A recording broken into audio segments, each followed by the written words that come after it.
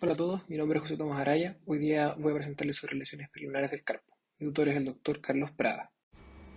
Esta es nuestra hoja de ruta para el día de hoy, pasando por conceptos de anatomía y biomecánica, definiciones importantes. Vamos a hablar sobre luxaciones y luxofracturas perilunares, lesiones escafolunares y su consecuencia que es la muñeca slack, y finalmente un poco sobre lesiones lunotriquetrales. La muñeca es probablemente una de las articulaciones más complejas del cuerpo humano. Está formada por 24 articulaciones entre 15 huesos, múltiples ligamentos y tendones, y se organiza a grosso modo en el carpo en dos filas y tres columnas. La fila proximal forma un verdadero segmento intercalado, ya que ningún tendón se inserta en ella y ésta se estabiliza meramente mediante el ligamento y las fuerzas indirectas de algunos de estos tendones. Es por esta complejidad que, a pesar de muchos esfuerzos, aún no se ha logrado comprender el enigma del carpo, cómo relaciona su cinemática, es decir, su movimiento, con su cinética, su capacidad de soportar grandes cargas cada vez que hacemos uso de la mano. Adicionalmente, dependiendo de la laxitud y morfología ósea, esta presenta una gran presión interindividual. Sin embargo, hay un acuerdo más o menos general y el escafoide es un jugador clave en esto, manteniendo equilibrio entre las filas proximales y distales. Los huesos de las filas del carpo interactúan entre sí y con el radio y el cúbito distal, generando un amplio rango de circunducción. Y más allá de la flexión, extensión, la adhesión radial o ular, su principal rango de movimiento y el de mayor amplitud se encuentra en un plano oblicuo que está aproximadamente a 45 grados desde el plano sagital. Este movimiento, que ocurre desde la desviación radial y la extensión a la flexión y la desviación ular, se llama el movimiento del lanzador de dardos. Es considerado el real plano de movimiento de la articulación de la muñeca y es con el que realizamos la mayor cantidad de actividades al día a día. Lo que resulta interesante es que este movimiento ocurre de manera casi exclusiva a nivel de la articulación mediocarpiana entre ambas filas del carpo. Esto se explica por la kinemática de la fila proximal, que se mueve en conjunto. Se mueve en flexo-extensión siguiendo la fila distal, sin embargo, cuando hay desviación radial, esta se flecta, y cuando hay desviación ular, esta se tiende a extender. De esta manera, al combinar el movimiento de desviación radial y extensión, la fila proximal y sobre todo los escafoides quedan trabados y todo el movimiento va a ocurrir en este plano oblicuo que transecta la articulación mediocarpiana. Adicionalmente, la articulación mediocarpiana permite unos pocos grados de pronosupinación entre ambas filas del carpo, lo que tiene implicancias terapéuticas como veremos. Por su parte, la articulación radiocarpiana tiene un movimiento del que se ha llamado el movimiento de lanzador de dardos reverso. Está más o menos ortogonal al movimiento de lanzador de dardos y también permite movimientos de inclinación radioulnar, lo que sucede en menor medida en la mediocarpiana. De esta forma, los movimientos que parecen simples desde afuera son producto de una interacción compleja entre los huesos del carpo de la articulación, la que se ha denominado una articulación de tipo universal.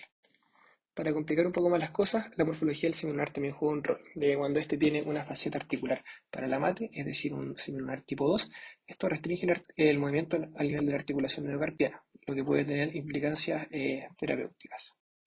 Pasando ya a la cinética de la muñeca, sabemos que aproximadamente un 80% de la carga pasa a través del radio y esto se distribuye a su manera de manera semi-equitativa a través del escafoide del semilunar, lo que va a depender básicamente de la posición de la muñeca y la activación de los músculos.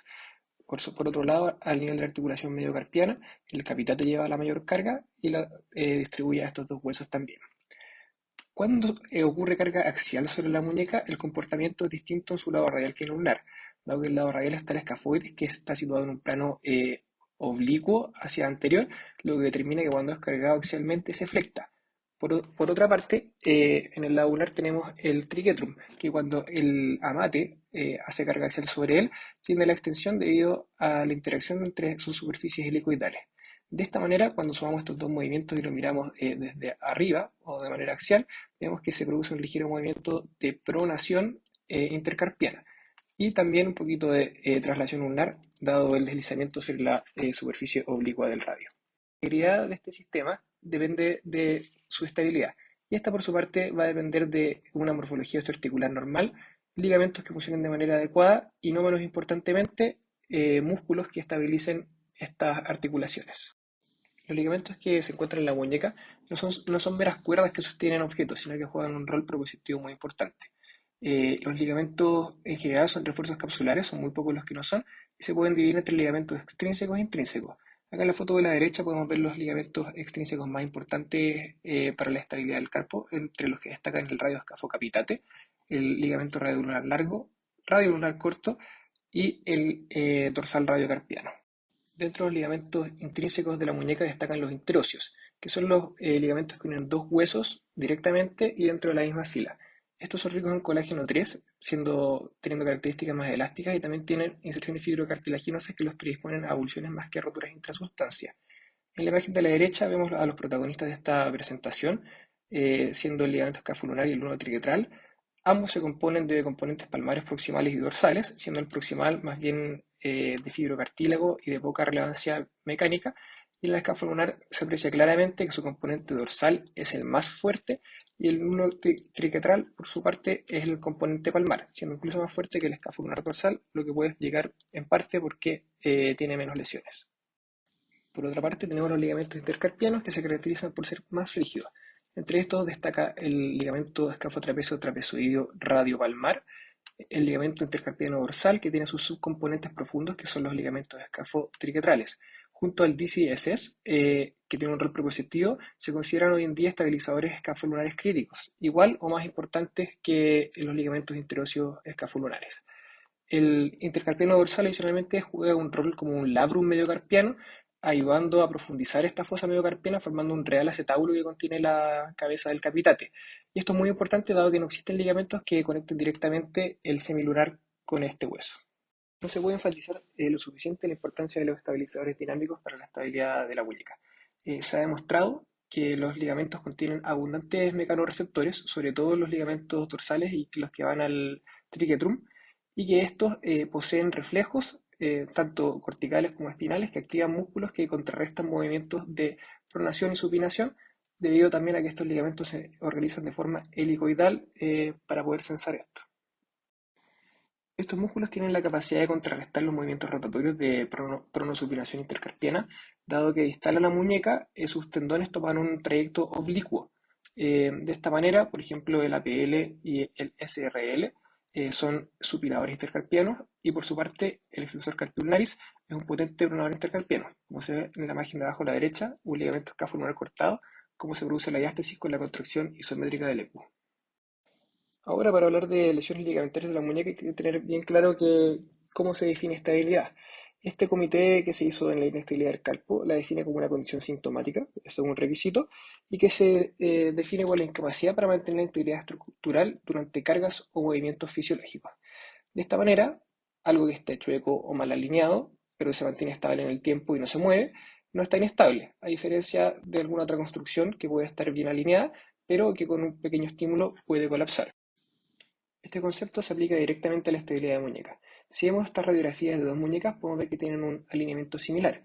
Sin embargo, la radiografía de la izquierda ya presenta cambios artrósicos y probablemente va a ser muy rígida.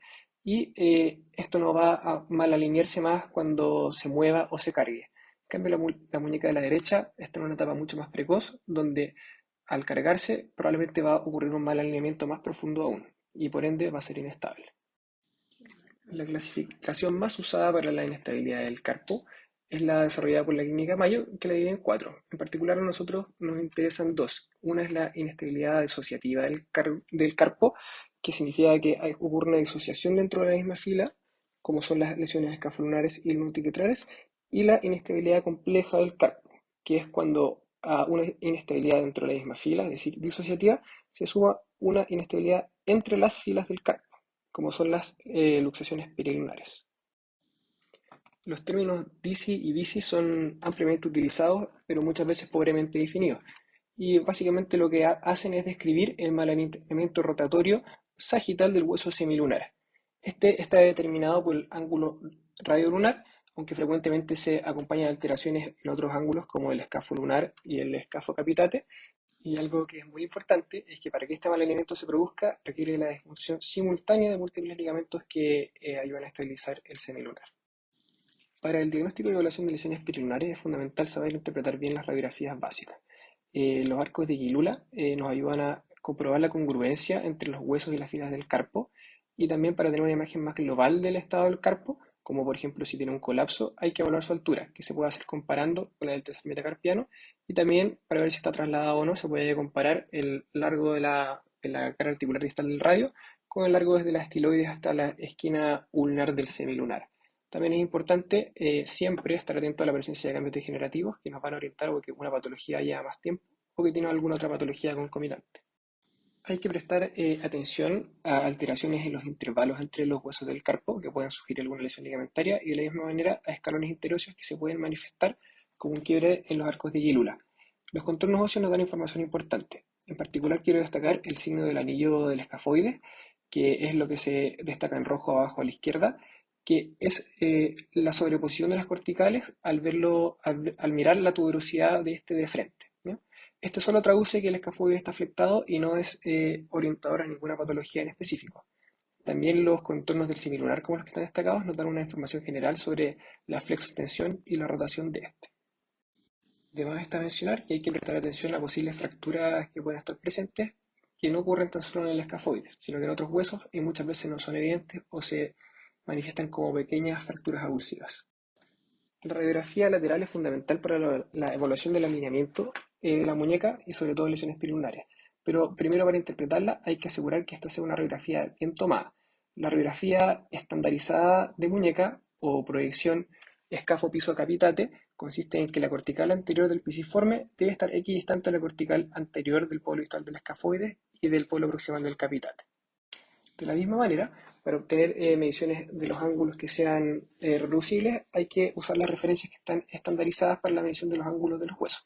Que particular importancia es la del escafoides, que debe ser una tangencial que va a sus corticales anteriores, y la del semilunar, que se lanza una tangencial en sus límites distales y se lanza una perpendicular a esta como se aprecia en la foto. Los ángulos formados entre estas líneas son los que nos van a orientar sobre cómo está el carpo, particularmente el radio lunar, cuyos valores normales van desde 15 grados de extensión a 20 grados de flexión, el ángulo radio escafoideo que va de 35 a 65 grados y nos dice si es que el escafoide está flectado o extendido, y el ángulo escafolunar, que nos va a decir cómo es la relación entre estos dos huesos. Sus valores normales van entre 30 a 60 grados. Por su parte, el ángulo luno capitate nos da información adicional sobre el alineamiento sagital del carpo. Ya teniendo una buena idea de cómo es la anatomía, la función y cómo evaluar generalmente el carpo, vamos a pasar a hablar sobre las luxaciones y las luxofracturas perilunares. Estas corresponden a un espectro de lesiones que afortunadamente son infrecuentes, que ocurren secundarias a trauma de alta energía. Estas van a afectar predominantemente a hombres jóvenes y destaca que son la luxación o la luxofractura que ocurre más frecuentemente a nivel de la muñeca. Es muy importante saber que frecuentemente pasan inadvertidas y por ende se tienden a presentar de manera más retrasada o incluso crónica, y ya per se tienen un alto riesgo de secuelas a largo plazo, lo que aumenta con la presentación tardía y se puede aminorar con un tratamiento oportuno. El mecanismo fundamental por el que ocurren estas lesiones fue descrito por Mayfield en los años 80, que describió un patrón predecible de inestabilidad peroneal progresiva debido a un mecanismo que ocurre por hiperextensión, desviación cubital y supinación intercarpiana. De esta forma se genera una fuerza cizallante que va desde radial hacia cubital, haciendo una proyección predecible alrededor del semilunar. En la primera etapa de este entonces ocurre la disociación escafolunar con una rotura de los ligamentos escafolunares. Posteriormente, mientras la fuerza hacia posterior y cubital aumenta, se produce una luxación lunocapitate, y si la fuerza continúa se va a producir la disociación lunotriquetral con una luxación perilunar dorsal. Ya en la última etapa, el capitate puede impactar desde posterior al semilunar, desplazándolo de su fosa, produciendo una luxación del semilunar, el que atraviesa una debilidad capsular conocida como el espacio de Poirier y quedando alojado en el túnel carpiano. Este mecanismo lesional no solo afecta ligamentos, y de hecho lo más frecuente en la práctica clínica es que se trate de luxofracturas perilunares. Cada etapa que se describió previamente tiene un equivalente con una lesión ósea. Y lo más frecuente es que sean fracturas transescafoideas, lo que pasa hasta el 90%, pero también pueden haber patrones que pasen a través del capitate, del triquetrum o de estiloides del radio o del cúbito. Y también vale mucho la pena mencionar que el que haya una fractura que tiene otro equivalente no descarta la lesión del ligamento correspondiente. Por ejemplo, una fractura de escafoides no descarta una lesión concomitante del ligamento escafolunar. Siendo lesiones de alta energía, existe una amplia variedad de mecanismos y la forma en la que se presentan. Tanto así que se estima que un tercio de las luxaciones presenta un patrón atípico. Las luxaciones palmares se dan en tan solo un 3%, por lo que son una variante extraña. De la misma manera, existe el arco transmilunar con fracturas que afectan el semilunar, que típicamente son coronales, O también existe el síndrome escafocapitate, en el que al reducirse la fractura se produce una rotación en 180 grados del polo proximal de este. Adicionalmente, y algo que dificulta considerablemente el diagnóstico correcto, es que no todas las lesiones perilunares se van a presentar con una luxación evidente del luno capitate.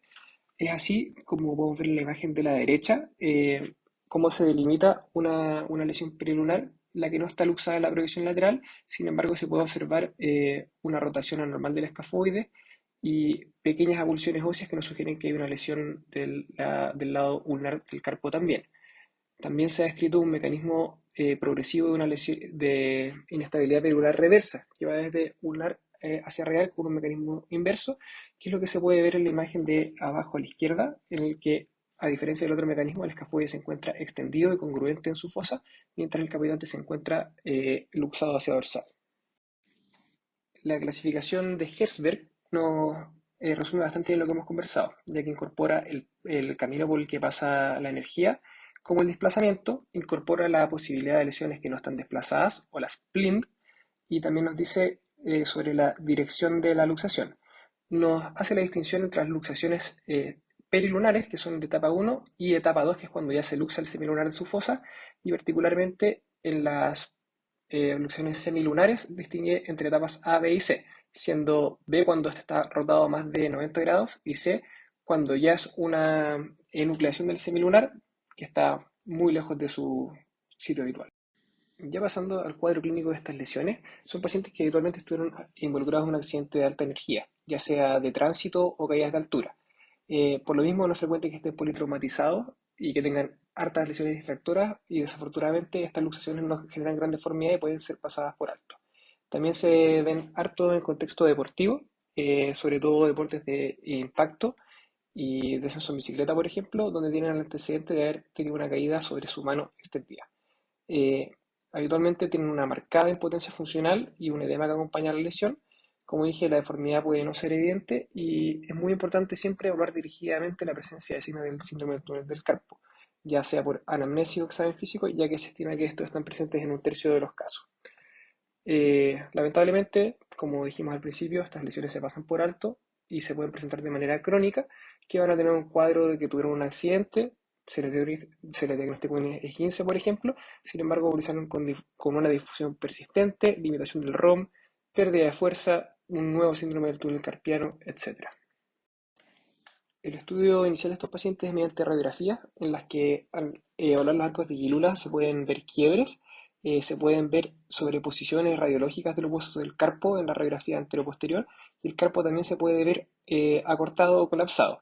La presencia de fracturas puede ser bastante evidente y decidora, y hay unos signos específicos que nos orientan a la luxación, como es el signo del pedazo de pie, en que en la proyección AP se ve el semilunar de una morfología triangular, dada su flexión y rotación, y en la proyección lateral el signo de la taza derramada, que se ve el semilunar como si fuera una taza que está derramando su contenido hacia el túnel del carpo.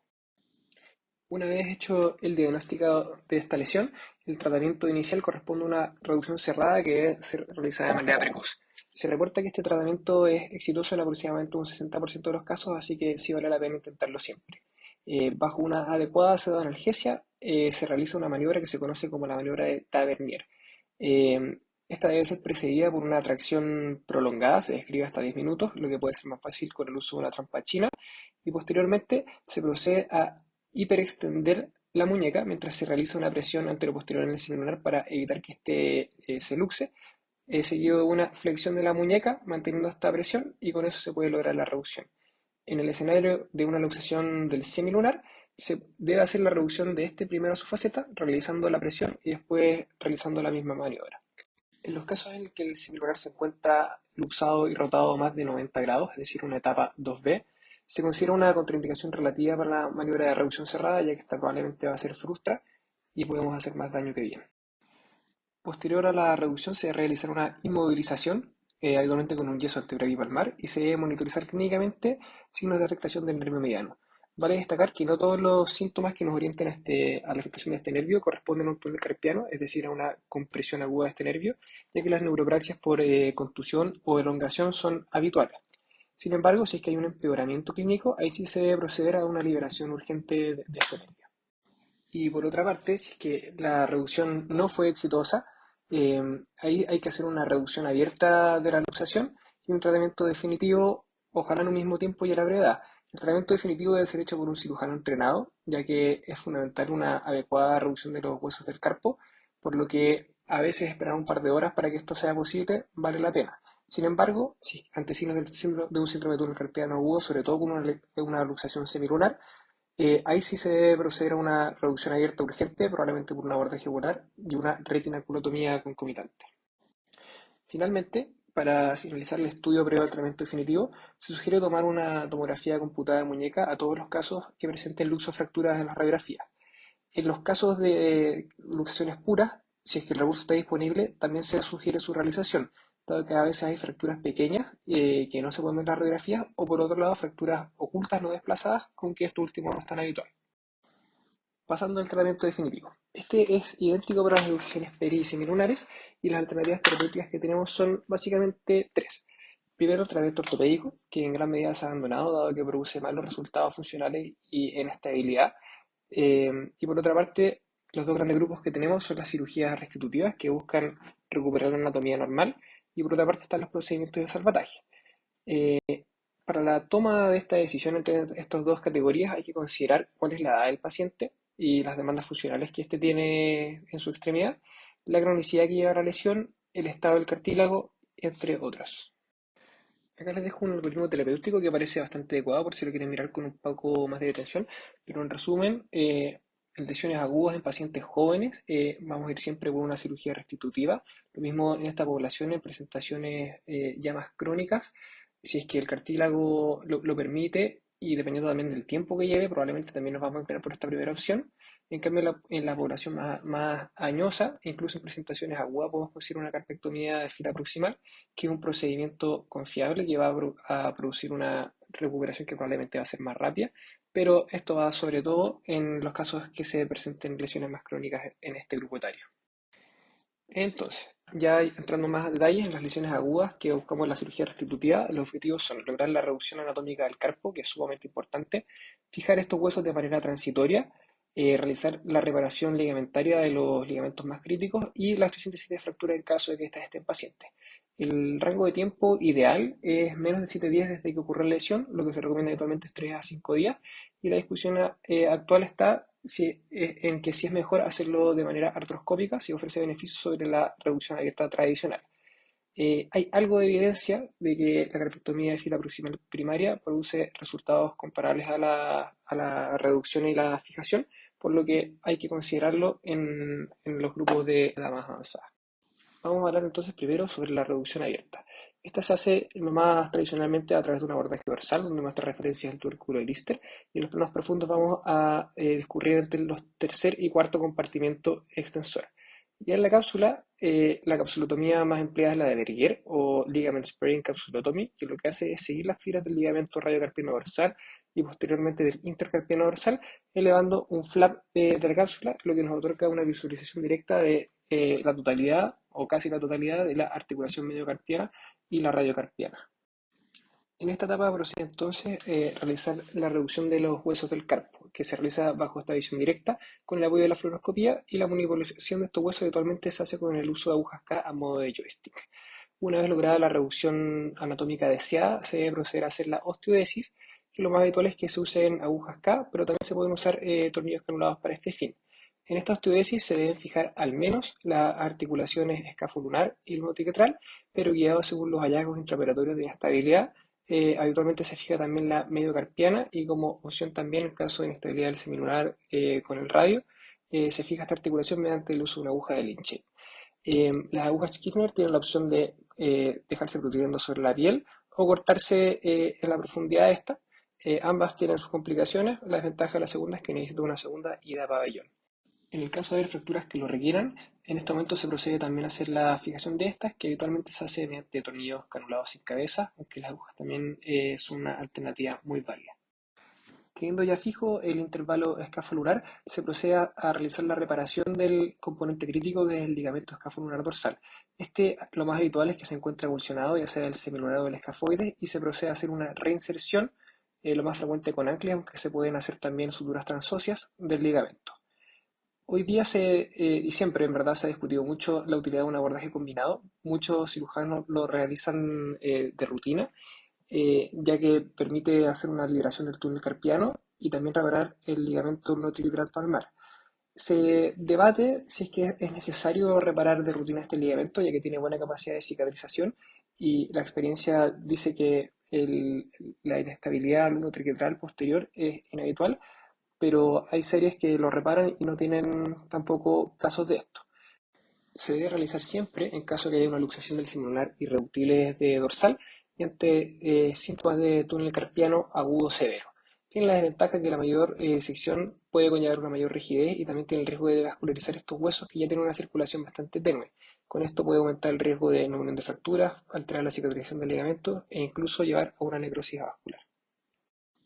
Por otra parte, existe la alternativa de realizar una reducción artroscópica que permite una muy buena visualización de las superficies articulares para realizar la fijación percutánea. Esta tiene la ventaja de producir menor daño secundario de partes blandas, lo que en teoría podría llevar a tener una menor rigidez y de vascularización de los huesos del carpo.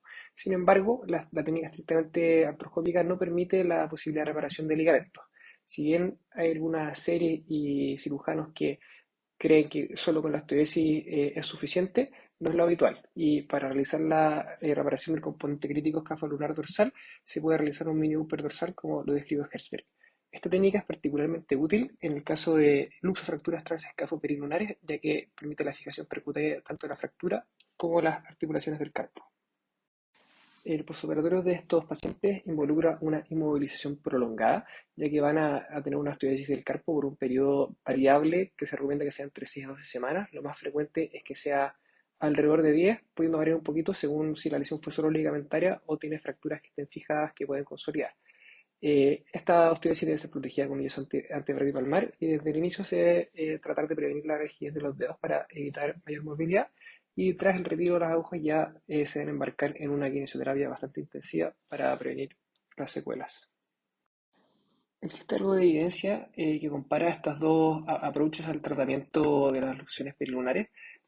Son en la práctica puros estudios retrospectivos, la mayoría no son comparativos y están definitivamente expuestos a sesgos de selección, ya que probablemente las lesiones más severas involucran abordajes más invasivos. A partir de estos dos metaanálisis que les cito, no se encontraron diferencias en rango de movilidad, fuerza de grip, resultados reportados por el paciente o de alineamiento radiográfico. El abordaje combinado sí tenía una tendencia a un peor resultado que no fue estadísticamente significativo y destaca la presencia de algunos estudios que favorecen la artroscopía en términos sobre todo de movilidad y sobre todo en contexto del uso de fracturas.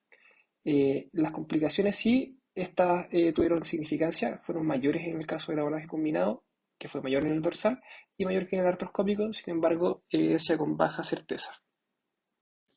Pasando ya al porcentaje de estas lesiones que se presentan de manera tardía, vale la pena mencionar que ya desde los 45 días se considera una lesión crónica. Esto basado a que este límite se ha asociado a resultados considerablemente peores con el tratamiento.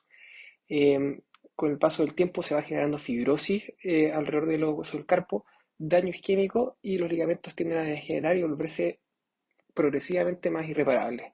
Se han reportado éxito en la reducción de estas luxaciones hasta 5 meses post lesión, pero habitualmente requieren cirugías más invasivas con doble abordaje o incluso cirugía en dos tiempos que se puede hacer una tracción preoperatoria con el uso de un tutor externo.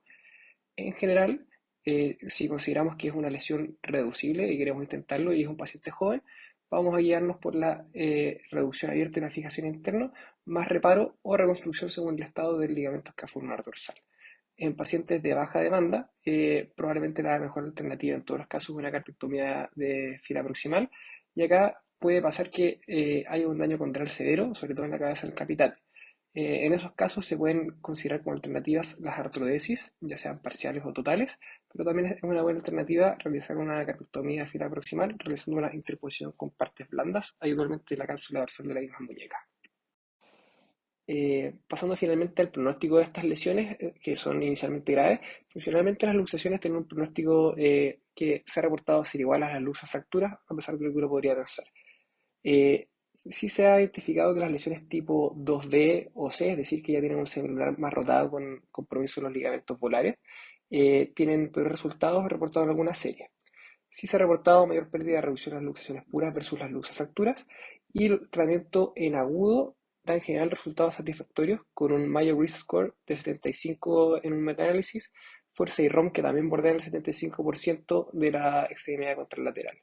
Factores de mal pronóstico en general, hemos mencionado harto el tratamiento tardío, que es peor pasado la semana y peor aún más de 45 días, las lesiones expuestas, que son de mayor energía, el que parezca mal alineamiento del postoperatorio, es decir, una inestabilidad residual, la presencia de lesiones osteocondrales del capitate, y también algunos estudios han identificado la apertura del túnel carpiano como mal pronóstico. Esto podría ser resultado de un sesgo de selección que se realiza en pacientes más graves, pero también el túnel carpiano como un retináculo transverso puede tener algún rol en la estabilidad transversa de la muñeca. En globo hay un 15% de complicaciones que alcanzan un 10% de recuperación, que son un 3% de conversión a salvataje, que no es tanto, es bastante aceptable. La tasa de artrosis sí es bastante alta y va a ser mayor con un mayor seguimiento, que se reporta hasta el 100%. La buena noticia es que no tiene tan buen correlato clínico y pacientes con artrosis pueden eventualmente andar bastante bien. Ya habiendo terminado con el capítulo de luxaciones y luxofracturas perilunares, vamos a hablar un poco, o bastante, mejor dicho, de inestabilidad escafolunar. Acá les dejo una animación que nos recuerda el mecanismo descrito por Mayfield, en que se produce una rotura de los ligamentos escafolares interóseos yendo desde palmar hacia dorsal. La inestabilidad escafolunar es la inestabilidad del carpo más frecuente. A pesar de esto, las lesiones de estos ligamentos son subdiagnosticadas en fase aguda, lo que tiene implicancias ya que este es el mejor periodo para tratarlas. Se estima que pueden corresponder a aproximadamente el 5% de los esguinces de muñeca, y hoy en día se entiende biomecánicamente que la inestabilidad escafolunar es mucho más que una lesión solo al ligamento interóseo, y se habla del complejo escafolunar dorsal. Pese a su frecuencia y relevancia clínica, su naturaleza y su historia natural no está del todo definida y comprendida. Existe un escaso consenso a su tratamiento, sobre todo en la fase más crónica, muchas técnicas de reconstrucción reportadas y resultados que hasta el día de hoy dejan que decir. Estas animaciones nos dan una muy buena idea tridimensional de qué es lo que ocurre con la disociación escafolunar, y nos deja bien claro que lo que ocurre es una alteración global de la biomecánica del carpo que va mucho más allá de solo los huesos escafoides y semilunares. Recordemos que el escafoide tiene una tendencia a la flexión con la carga, mientras que el lado cubital, el triquetrum, tiene una tendencia a la extensión. Al separarse el escafoide del semilunar, este se tiende a ir hacia dorsal, y esto es lo que genera el mal alineamiento en DISI, y la flexión del escafoide va a generar este aumento del radio del ángulo escafolunar. En la animación de la izquierda vemos como con la carga axial el capitate tiende a separar los dos huesos, y cuando ocurre la atenuación de los ligamentos estabilizadores secundarios, que hoy día se sabe que son críticos, finalmente ocurre la disociación completa. Lo que ocurre con el escafoide es una flexión y una pronación, y esto genera incongruencia articular, lo que genera el daño articular inicial y después la progresión que conocemos hacia la muñeca slack. Bien, entonces las lesiones del ligamento anterosio escafolunar lo más frecuentes ocurren en forma de una abulsión del escafoides, aunque su presentación patoanatómica es variable. Estos estabilizadores críticos encargados de controlar el alimento sagital del semilunar, la estabilidad transversa y sagital del escafoides también, se reconoce que son estabilizadores críticos, que mientras estén indemnes no se va a producir una inestabilidad probablemente tal. Una vez que ocurre la inestabilidad es porque hay una disfunción multiligamentaria, y es por esto que el tratamiento de estas lesiones es tan complejo. Con un profundo interés en entender la naturaleza y la biomecánica de esta lesión, se han realizado múltiples estudios cadéricos que nos entregan luces sobre cómo ocurren estas alteraciones biomecánicas. Por ejemplo, para que ocurra una diástasis del intervalo escafolunar, se requiere una lesión de estos estabilizadores secundarios dorsales en sus inserciones al semilunar. Para que ocurra la subluxación rotatoria del escafoides, que a esto es como se le denomina a su flexión y pronación, tiene que haber una lesión de sus estabilizadores secundarios, ya sea polares o dorsales, en sus inserciones al escafoide. Un estudio liderado por el doctor Alfonso Pérez determinó que para que ocurra un DISI disociativo se requiere al menos una lesión completa del ligamento escafotrapecio-trapezoideo, o por otra parte, una rotura del ligamento intercarpiano dorsal en sus inserciones tanto al escafoides como al semilunar. Para que ocurra la traslación dorsal del escafoides, esto se entiende un poco menos claramente, pero se estima que el ligamento radiocarpiano dorsal juega un rol clave.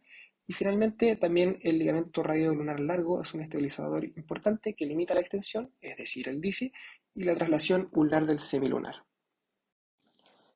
Un concepto que es bastante aclarador y importante entender es que el real problema de la disociación escafolunar no es la inestabilidad entre estos dos huesos, sino la inestabilidad entre el escafoides y el radio. Cuando el escafoide se disocia del semilunar, este tiende a ser llevado por la fila distal y aumenta su movilidad junto a ella. Es esta inestabilidad que genera los síntomas y también la incongruencia en el radio distal. Con la subluxación rotatoria, el punto de apoyo pasa del centro de su fosa hacia el borde dorsal radial del astiloides, lo que genera desgaste articular inicial. Es buena esta analogía que hace el doctor Watson en sus descripciones iniciales de la muñeca Slack, que define la fosa radioescafoidea como dos cucharadas congruentes.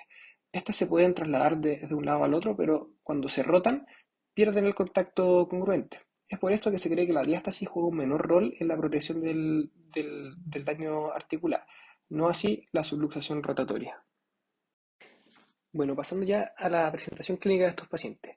Lo clásico que se describe es que tuvieron una historia de un accidente en el que cayeron con la mano extendida, pero en muchos casos esto no es así y no lo recuerdan o incluso no ocurrió. Se puede presentar aislado las lesiones de estos ligamentos o asociado a otras lesiones de la muñeca como una lesión perilunar, fracturas del extremo distal del radio, incluso lesiones, fracturas del escafoide. Se postula que hay otras etiologías más allá de las traumáticas, bueno, entre las que destacan las iatrogénicas, patologías inflamatorias como depósito de pirofosfato de calcio, microtrauma repetitivo y la laxitud también podría jugar un rol probablemente. Los síntomas que reportan los pacientes más frecuentemente, casi constantemente, es el dolor dorsal-radial de muñeca. Son lo principal y que tiene características mecánicas. Ya con el paso del tiempo y la progresión de la enfermedad, se pueden asociar grados variables de rigidez, pérdida de fuerza o incluso aumento de volumen local, que puede ser doloroso a la palpación también. En los estadios de mayor inestabilidad, pueden presentar episodios de clanking o fallo de la muñeca, en los que el escafoide se subluxa hacia posterior, que esto puede ocurrir con la carga o incluso con el movimiento normal. Llevar a cabo un buen examen físico es fundamental para llegar a su diagnóstico. Habitualmente van a tener dolor a la palpación del intervalo escafolunar, que puede estar dado por inflamación o una lesión aguda, pero en casos más crónicos es habitual que también lo tengan por sinovitis. De la misma manera, la afectación del rango de movilidad. El test más clásico e importante es el de Watson, que se conoce como el Scaffold Shift Test. Este test se realiza iniciando con una muñeca en deflexión cubital y realizando presión con el pulgar sobre el tubérculo del escafoides, realizando una fuerza hacia dorsal. Luego, al realizar la deflexión real de la muñeca, acompañada de una leve flexión, el escafoide se va a intentar flectar, lo que va a hacer fuerza contra el dedo y ahí se puede producir una subluxación dorsal del escafoide. Al liberar esta presión se puede escuchar un clank de reducción y eso es un signo positivo. Pero eso no es lo único que importa, también es bastante relevante si es que esto reproduce el dolor del paciente o no. Es un test que en general es difícil de hacer en esta experiencia y se ha reportado que en general tiene una baja especificidad, ya que puede estar positivo en asintomáticos, donde pueden haber resaltes tanto del escafoides como de la pediocarpiana, y también tiene una baja sensibilidad, como mencionaba, por la dificultad de realizarla, o ya en estadios más avanzados, cuando ya hay más rigidez que inestabilidad. Otro test que puede resultar de utilidad es el ballonment o peloteo escafolunar.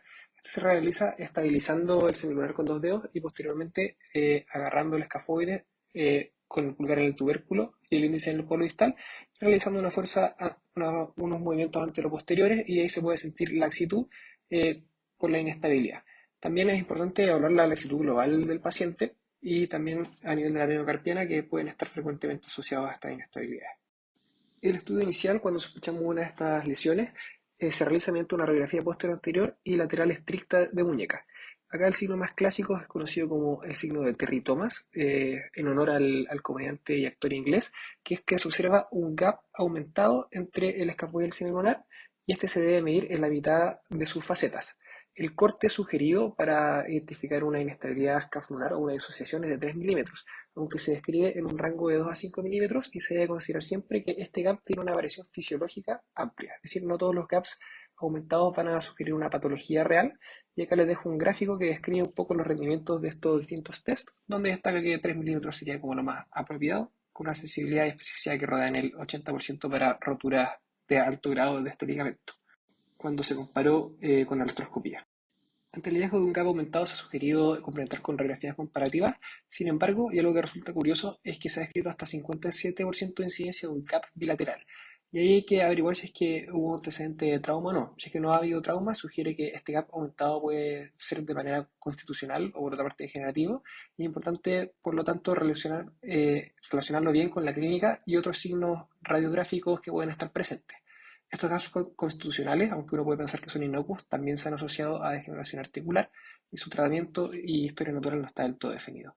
También se describe la provisión de Monheim, que es una provisión PA escafolunar que se realiza con la muñeca en 20 grados de hiperpronación y que ha demostrado mostrar mayores gaps cuando se ha comparado con la visión PA tradicional.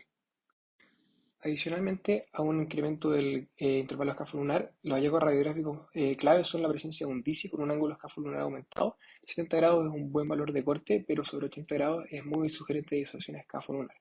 La flexión del escafoides, que se puede apreciar como el signo del anillo en la radiografía anteroposterior y como una alteración del ángulo radioescafoideo en la radiografía lateral. También, como se ve en la imagen inferior, la traslación dorsal del polo inferior del escafoide sobre el rim del radio es muy sugerente de una inestabilidad avanzada. Cuando se sospecha una inestabilidad dinámica escafolunar, son fundamentales las radiografías con estrés. Dentro de las más populares se encuentra la Clenched Pencil View, que es una radiografía posterior comparativa de ambas muñecas mientras se aprieta un lápiz con fuerza, y en la radiografía se puede apreciar un aumento del gap escafolunar asimétrico. Vale mencionar que no es la única predicción bajo estrés y probablemente no sea la mejor. Se describió recientemente la BATS View o Bilateral Ulnar Deviation Stress, que mostró un 100% precisión diagnóstica versus artroscopía cuando la extremidad afectada mostraba un aumento del gap mayor a 2 milímetros versus la contralateral. Esta predicción se basa en el nuevo entendimiento biomecánico de que el ECUS es un potente pronador de la fibra distal del carpo, y este efecto se ha magnificado aún más en supinación. Aprovechando este mismo concepto biomecánico, se desarrolló la proyección de Ulna Twist, que en un estudio pequeño mostró que en promedio generaba un gap 4 veces mayor que el estrés en puño. Más allá de la radiografía, las imágenes avanzadas cumplen un rol muy importante tanto en el diagnóstico como en la evaluación de estas lesiones y inestabilidades.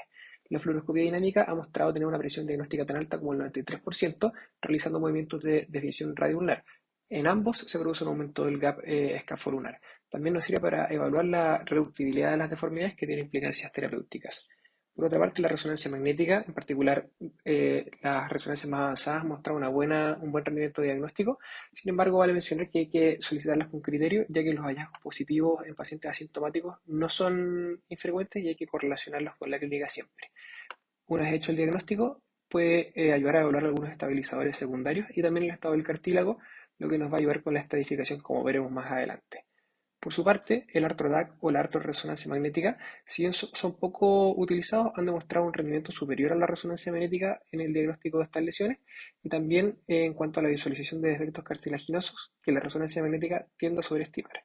Por otra parte, el TAC en 4 dimensiones o la resonancia magnética cinemática se están desarrollando en contexto de investigación, pero prometen en cuanto a las aplicaciones clínicas. Y ya más allá, la artroscopía sigue siendo el gold standard diagnosticando y evaluando las lesiones del ligamento escafolunar. La artroscopía también se emplea para clasificar las lesiones de este ligamento. Se desarrolló la clasificación de EWAS o de la Sociedad Europea de Artroscopía de Muñeca basada en la clasificación antigua de Keisler, tratando de validarla en un estudio cadavérico. Lo que destaca acá es que los estadios dinámicos demostraron que era necesario no solo la lesión de los componentes del ligamento escafolunar interóseo, sino que también requería lesión de los ligamentos extrínsecos. Y en el estadio 4, que era un estadio más estático, se requirió la rotura total de los ligamentos estabilizadores secundarios dorsales como polares.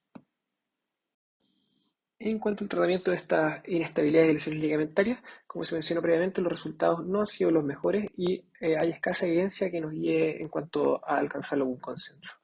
Lo que sí es bastante claro es que lo ideal es tratar en la fase aguda cuando se pueden reparar estos ligamentos y los resultados son mejores, ya que después de este periodo se deben hacer reconstrucciones que históricamente y actualmente también han sido sujetas al deterioro radiológico con el tiempo y los seguimientos son mayoritariamente a corto y mediano plazo. Es muy importante antes de tratar estas inestabilidades conocer al paciente. ¿Cuáles son los síntomas que tiene? ¿Cuál es su edad? ¿Y cuál es la demanda funcional que tiene de la mano afectada? Por otra parte, conocer la lesión.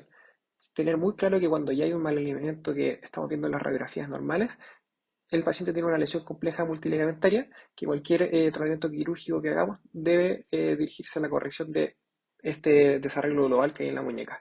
Es muy importante, en la misma línea, asegurar una etapificación precisa. Hay que saber si este mal alineamiento se acompaña, por ejemplo, de lesiones condrales, que nos van a contraindicar una reconstrucción, o si es irreductible, o otros detalles. Pero es muy importante conocer a quién y qué estamos tratando. Y por otra parte también hay que conocer las propias capacidades. O sea, uno sin tener experiencia no se puede embarcar en una reconstrucción compleja multiligamentaria de la muñeca. Una clasificación popular y que resulta útil es la que desarrolló el doctor Marc García Elias, basada en 6 preguntas diseñadas para guiar un poco el tratamiento de estas lesiones. Él describe más que inestabilidad necesariamente un espectro de disfunción escafolunar, reconociendo el hecho de que la inestabilidad es solo una parte de esta enfermedad y que eventualmente evoluciona a la anquilosis y la rigidez. Vale destacar que estas etapas no son necesariamente secuenciales o tiempo dependientes, se pueden saltar y no necesariamente que esté en una etapa significa que va a evolucionar la siguiente sí o sí. Esta clasificación tiene correlato con la clasificación de EWAS y la difusión ligamentaria y como mencioné, lo mejor que tiene es que nos ayuda a guiar el tratamiento. Si bien esta clasificación nos puede resultar muy útil para entender la lesión y qué hacer exactamente, la podemos simplificar en 4 escenarios más simples y fáciles de entender, que son cuando hay una lesión parcial y es estable en la muñeca, esto no requiere cirugía. Si hay una lesión completa, aguda, que es reparable, lo mejor es repararla en una etapa precoz. La lesión irreparable, que lamentablemente es un escenario infrecuente, es acá donde se van a realizar las reconstrucciones ligamentarias. Finalmente hay que saber reconocer cuando un carpo no es corregible, donde las alternativas terapéuticas que tenemos serán de salvataje. En la primera etapa, según García Elías, estamos tratando con una rotura parcial y estable del ligamento escafolunar. Estos pacientes presentan dolor y radiografías normales, pero no inestabilidad. Se ha descrito que la progresión de estas lesiones en los estadios es muy improbable, sin embargo, sí se ha descrito que se mantienen sintomáticas a largo plazo. Es importante confirmar el diagnóstico de estas lesiones, lo que requiere frecuentemente resonancia y demanda que la radiografía bajo estrés esté normal. Estas son tratadas de manera conservadora y esto se hace mediante una inmovilización temporal en casos agudos, pero lo que es importante es la reeducación proprioceptiva de los supinadores intercarpianos. Es planteable en algunos casos la evaluación artroscópica de estas lesiones, sobre todo cuando ya ha fracasado el tratamiento conservador y se quiere intentar algo más. También es planteable cuando nos quedan dudas si esta es realmente una lesión estable o no, o en pacientes que tienen alta demanda y quieren hacer todo lo posible por recuperarse lo más pronto posible. Lo más popular en este caso que se haga es un debridamiento, es decir, eliminación de los flaps inestables, sacar la sinovitis que está presente, y se puede hacer un shrinkage electrotérmico que en teoría podría ayudar a estabilizar un poquito más. Hay algunos autores que han propuesto realizar una osteodesis de estas lesiones en los casos agudos para darle más estabilidad y potencial de cicatrización, pero esta no es una conducta ampliamente aceptada. La siguiente etapa se trata de una rotura completa del ligamento escafolunar, pero que es reciente y por lo tanto reparable. Esta es la primera etapa de inestabilidad. Por lo tanto, si las radiografías convencionales son normales, se debe hablar con radiografías con estrés para hacer el diagnóstico. Pese a las reparaciones, se ha encontrado en general una tendencia a la recidiva, pero con buenos resultados a largo plazo. La reparación abierta tradicional con el abordaje de Berger se ha visto que genera daño de las inserciones en el semilunar de los estabilizadores secundarios críticos como el ligamento intercarpiano dorsal y el DCSS. Y se ha demostrado que esta inestabilidad persiste aún tras el cierre capsular, lo que se podría mitigar un poco usando anclas. Por lo tanto, se propone usar un abordaje tipo ventanas que explota los intervalos entre estos ligamentos y permite una visualización limitada, pero suficiente para hacer el reparo de estos ligamentos. Estos reparos se realizan habitualmente con anclas, pero las suturas transóseas también son una elección. Para reforzar estos reparos y tratar de prevenir la recidiva, se suele asociar una capsulodesis dorsal, tratando de reinsertar estos ligamentos como el intercarpiano dorsal a sus regiones donde esté dañado en el semilunar o el escafoides o derechamente en el mismo ligamento como el DCSS. Y si se sugiere hacer una protección con una osteodesis transitoria que se mantendrá por aproximadamente unas 8 semanas. Lo que sí se discute un poquitito es si es que es necesario fijar la articulación mediocarpiana. Si bien esto puede otorgar una mayor resistencia y rigidez, podría también haber un beneficio de realizar una movilización temprana de la articulación miocarpiana para prevenir la rigidez a largo plazo. Se ha visto que los reparos en agudo, es decir, menos de 6 semanas, tienen una muy baja tasa de fallo y una alta tasa que cercana al 90% de resultados buenos a excelentes. Los propositores de la artroscopía dicen que estos reparos se pueden hacer de manera artroscópica mediante una capsulodesis, sin embargo, nuevamente no es una conducta ampliamente aceptada. Las lesiones del tercer estadio son roturas que llevan un poco más de tiempo y son irreparables. Sobre todo las roturas intrasustancia pueden evolucionar muy rápido a este estadio. Es una etapa que es más dinámica que estática. Pueden haber pequeños gaps escafolunares o pequeñas alteraciones del ángulo escafolunar, pero el alineamiento radioescafoide y radiolunar se mantiene preservado. Eh, las reconstrucciones ligamentarias simples que se han probado han mostrado una alta tasa de fallo. Por lo tanto, hace un tiempo ya se empezaron a explotar otras opciones y una de ellas fue la capsulodesis abierta. La primera propuesta por Blatt fijaba el escafoide al radio y por lo tanto generaba bastante rigidez a pesar de que lograba estabilizar este hueso. Después se han hecho otras ligamentoplastías o capsulodesis que buscan recrear de manera no anatómica el ligamento escafolunar por el dorso. Otra área de desarrollo buscando potenciar la cicatrización de estos ligamentos de manera anatómica fue los autoinjertos de hueso, ligamento, hueso, imitando un poco lo que estaban haciendo los cirujanos de rodilla, donde la zona más frecuente era el tubérculo de Lister. Un poco similar a las capsulodesis abiertas, estos procedimientos sí producían mejorías clínicas, si bien eran modestas y también radiológicas, pero tendían a deteriorarse con el tiempo y sobre todo cuando ya había deformidades más estáticas presentaban tasas más altas de fallo. Si bien ambas siguen siendo alternativas válidas para este estadio, han caído en desuso. Con el desarrollo de técnicas artroscópicas se han sugerido múltiples técnicas. Probablemente la más popular es la capsulodesis del DCSS propuesta por el doctor Matulán. Esta ocupa los remanentes, tiene que haber algún grado de remanente de ligamento escafolunar y recrea el DCSS suturándolo a la cápsula dorsal.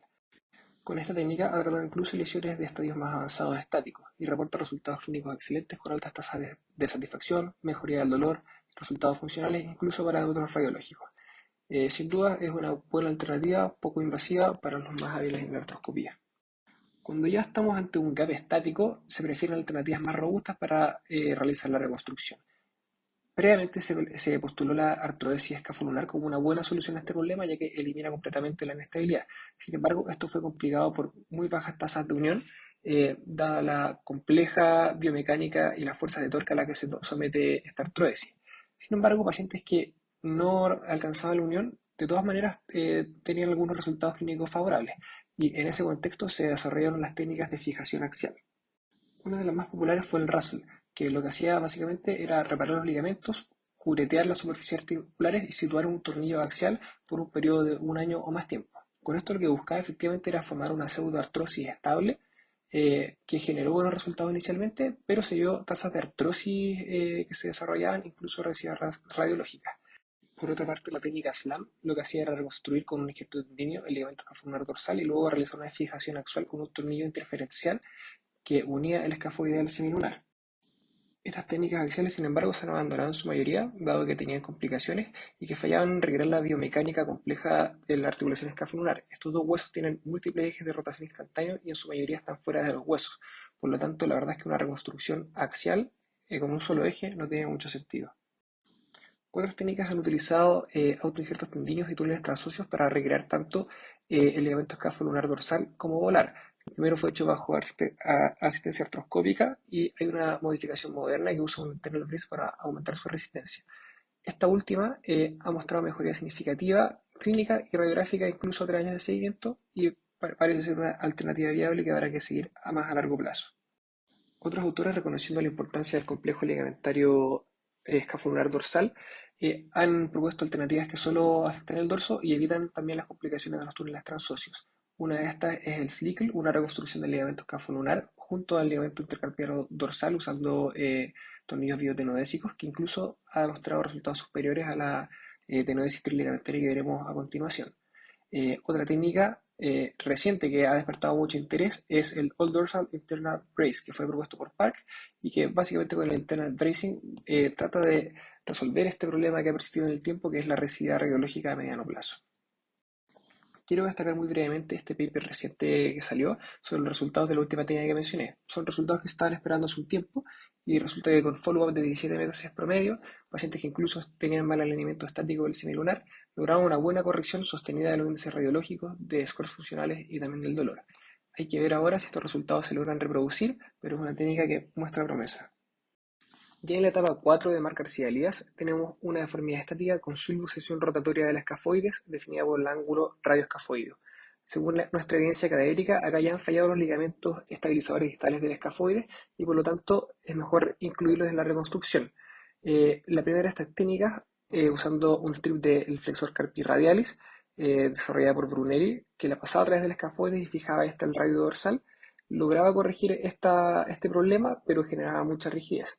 Posteriormente, el doctor Mar García Elías desarrolló su técnica de tenodesis triligamentaria modificando la de Brunelli, sacando el injerto a través del polo proximal del escafoide, recreando el ligamento escafolunar dorsal y también haciendo una plastía del ligamento radiocarpiano dorsal. Los buenos resultados iniciales descritos por el doctor García Elías no se han podido reproducir ampliamente y por lo tanto se han seguido buscando otras alternativas. Una de esas es la tenodesis cuatriligamentaria que adicionalmente recrea el ligamento intercarpiano dorsal. Por otra parte, las técnicas como la de Corella eh, parten igual y luego pasan túneles a través del semilunar para hacer una reconstrucción adicional del ligamento escafolunar anterior. Cabe destacar la técnica de Carli, que usa un strip de extensor carpi radialis longus, fijándolo con anclas a lo largo del dorso del escafoide y luego al escafolunar para recrear el ligamento escafolunar dorsal.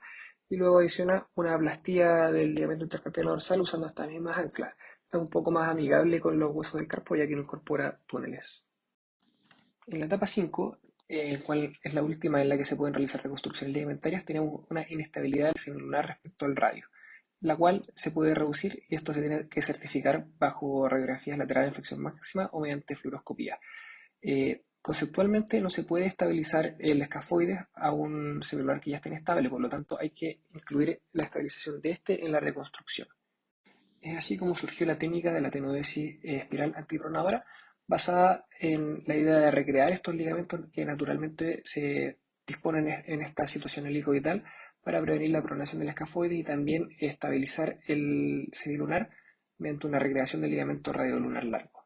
El grupo de Marc García Elías ha adoptado esta técnica, ya no hacen la tenodesis triligamentaria, solo que modificándola usando un strip del extensor carpi radialis longus, pasado a través de la cápsula escafotravesoidea y luego a través del escafoides, argumentando que esto provee una mayor corrección de la flexión del escafoides porque tiene un mejor vector.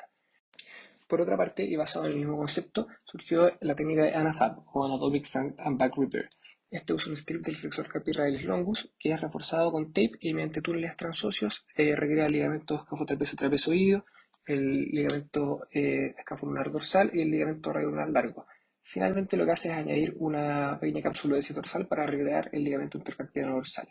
Esta técnica, al menos en estudios cadavéricos, ha sido la que mejor corrige los parámetros radiológicos y clínicamente estamos esperando los resultados a largo plazo. Habiendo ya revisado un poco este sinfín de técnicas de reconstrucción ligamentaria, podemos inferir que si es que hay tantas es porque ninguna está logrando los resultados que queremos y tampoco están libres de complicaciones. La mayoría se hacen pasando túneles transóseos a través de huesos que son frágiles y que además están mal vascularizados. Complicaciones como la imagen de la derecha no son infrecuentes. Estos tendones no tienen las mismas propiedades elásticas que los ligamentos, eso lo sabemos de la reconstrucción de los ligamentos cruzados. Y también la complejidad anatómica de los ligamentos de la muñeca es difícil de reconstruir de manera precisa. Se han usado grandes abordajes que devascularizan, generan fibrosis y rigidez. Estos ligamentos tampoco generan la propiocepción, que hoy día sabemos que es tan importante.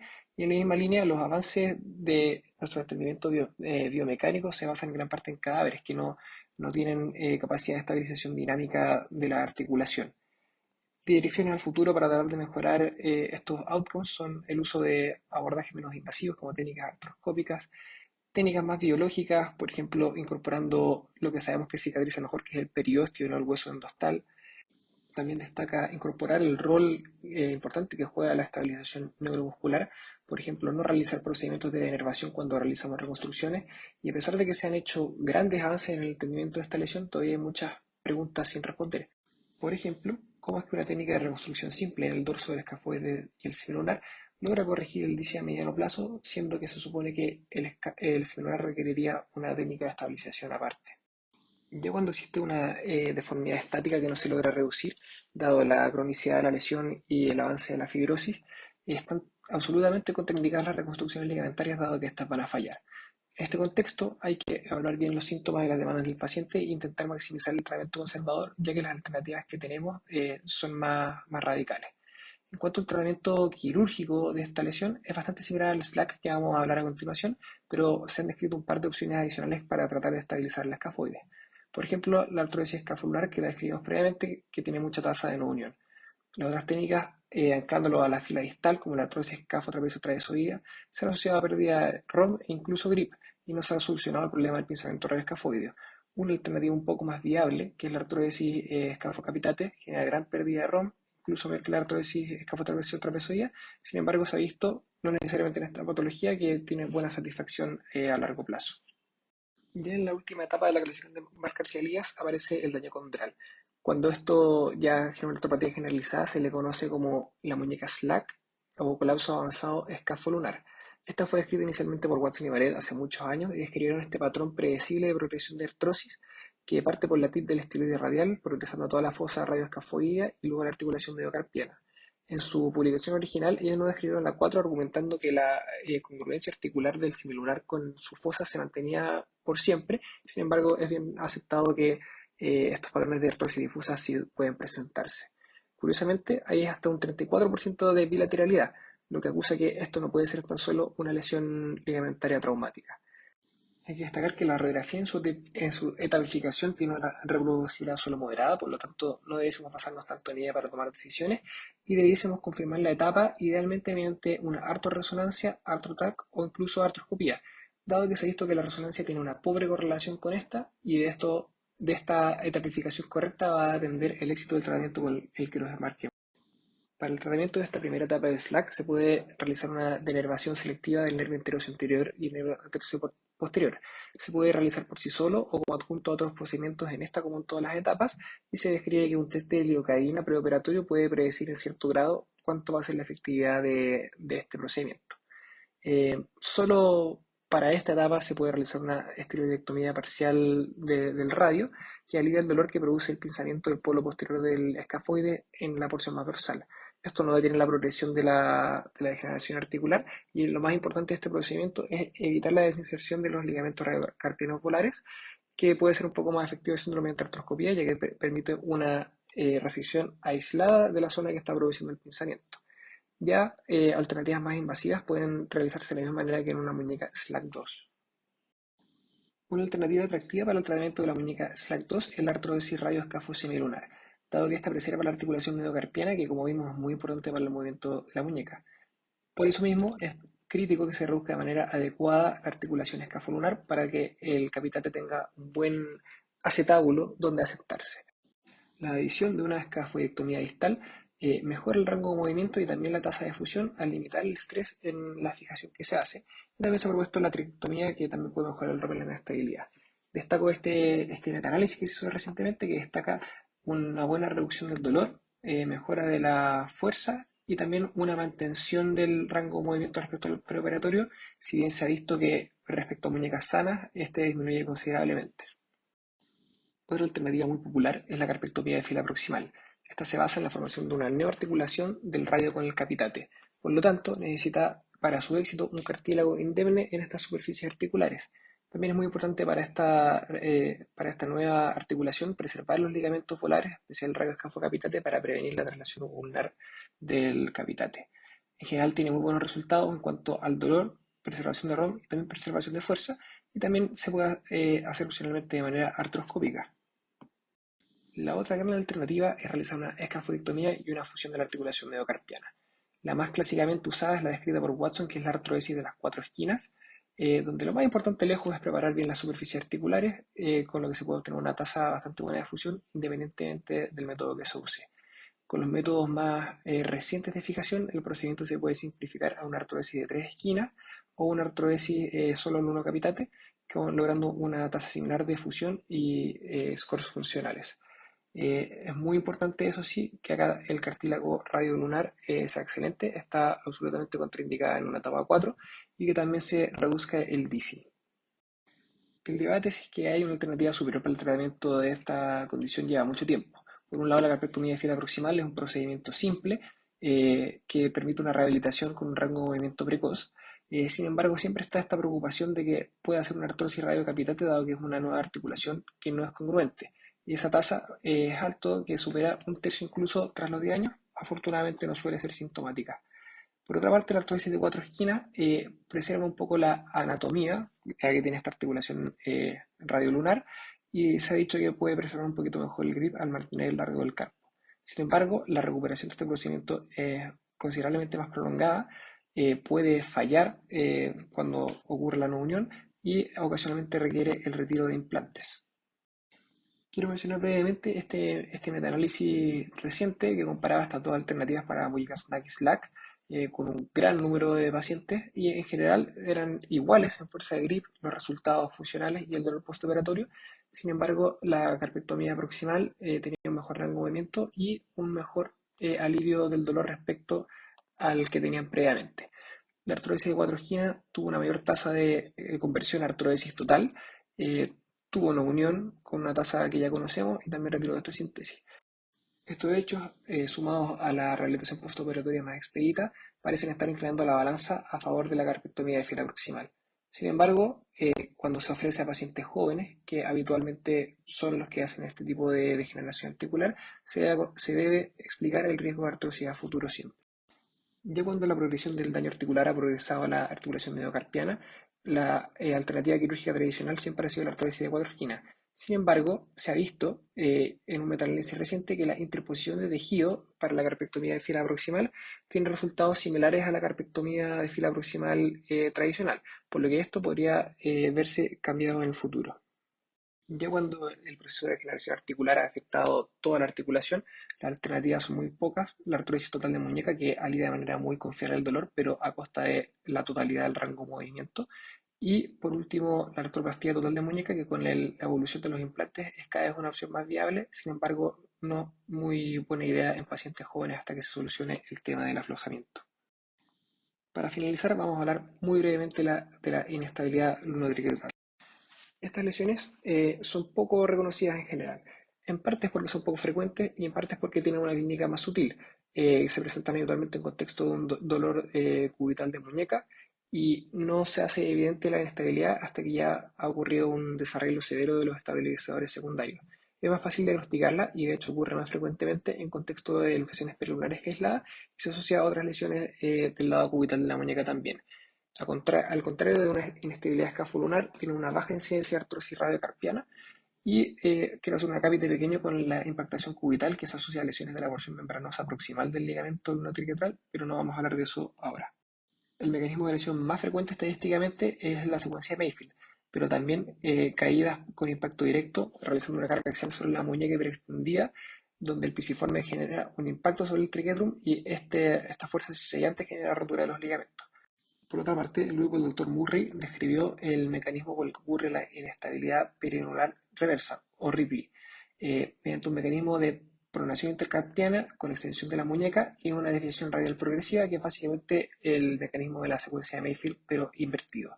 Eh, este parte por una disociación notiquetral, procede afectando los ligamentos ulnocarpianos y el intercarpiano dorsal y el radiocarpiano dorsal, y finalmente progresa a la disociación escafolunar. Este mecanismo es probablemente más frecuente en lesiones de más alta energía, donde no hay un impacto directo, sino una torsión importante de la muñeca.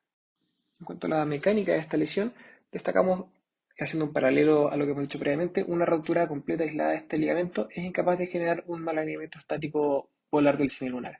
La clasificación de Viegas, basada en un estudio cadavérico, lo divide en tres etapas, donde la primera es una inestabilidad donde no hay un bici, donde puede haber una lesión incluso parcial del ligamento, un bici dinámico cuando ocurre una rotura completa del ligamento y también una sección de los ligamentos palmares, y por último una etapa estática, donde el requisito fundamental es que se atenúe el ligamento radiocarpiano dorsal para permitir la flexión del semilunar con el escafoide en conjunto.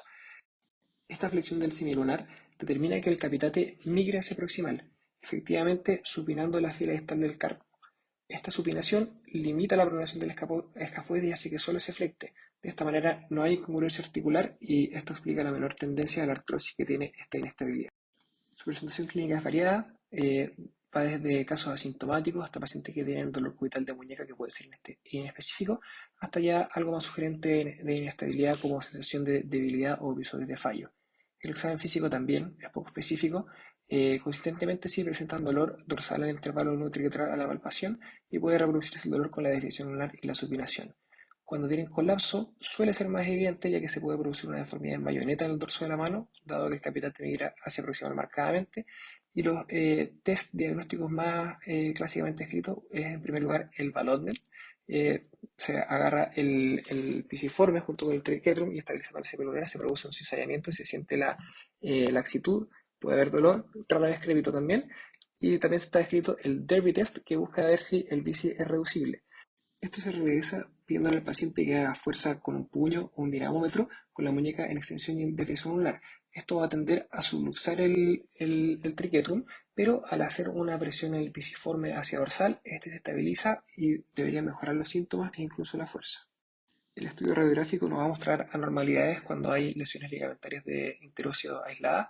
Sin embargo, en la etapa 2 o en la etapa 2 bajo estrés se puede obtener una radiografía que es bastante característica, donde se tiene un semilunar que tiene morfología de semilunar que mira hacia el escafoides que está flectado también.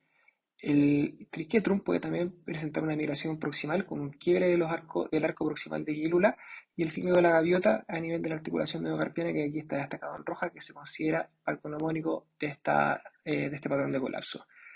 Puede verse también en algunos casos una pseudodiástasis escafolunar, que no es verdadera, sino que se produce porque se está cargando axialmente la porción más volar de los ligamentos, que es más laxa. En la radiografía lateral se puede apreciar, aunque es muy difícil de medirlo, un bici disociativo, con un ángulo lunotriquetral que está negativo. El estudio con imágenes adicionales es similar al de la disociación escafolunar. La fluoroscopía o la radiografía sirven para identificar inestabilidades dinámicas, donde puede haber una migración excesiva del triquetrum respecto al cine lunar. La resonancia permite evaluar la integridad de los ligamentos de manera indirecta y también ver un poco los estabilizadores secundarios, pero nuevamente es poco específica. La artroscopía sigue siendo el gol estándar, evalúa la reductibilidad, el estado del cartílago, puede identificar lesiones asociadas y clasificar la inestabilidad según la clasificación de Kaiser. En cuanto al tratamiento, una vez más, siempre personalizado, y hay que considerar la historia natural, que es mucho más benigna de esta patología versus la disociación escafolunar. Las roturas agudas que no presentan colapso, que pueden ser incluso completas del ligamento no triquetral, son de manejo ortopédico. Se realiza una inmovilización con una órtesis o yeso que idealmente ejerza una fuerza hacia dorsal del triquetrum, ya que esto lo va a estabilizar.